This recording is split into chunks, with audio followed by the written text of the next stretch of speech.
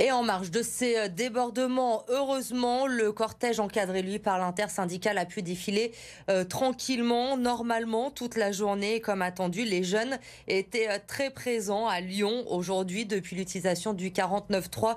La jeunesse s'est emparée de ce mouvement social, comme l'a constaté Lauriane Pellaou. Vous le voyez, il y a beaucoup de jeunes dans le cortège derrière moi, étudiants, apprentis, lycéens, tous ont voulu dire non à la réforme des retraites et ils sont particulièrement mobilisés depuis l'utilisation du 49.3 par le gouvernement.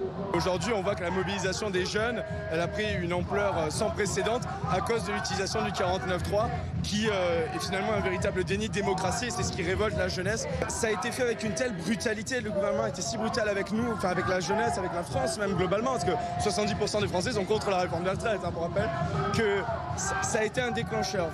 Une colère qui monte aussi en raison des violences qui ont éclaté avec les forces de l'ordre lors des dernières manifestations. C'est en tout cas ce qu'ont pu constater Kim et Juliette lorsqu'elles sont descendues dans la rue la dernière fois.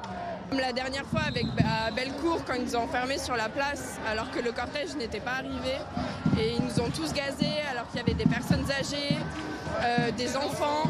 Enfin, j'ai trouvé ça vraiment aberrant. Ces raisons mélangées plus le 49.3, on est obligé de sortir et de manifester. Les jeunes qui comptent bien rester mobilisés en bloquant les lycées, les universités et en manifestant, ce jusqu'à ce qu'ils soient entendus.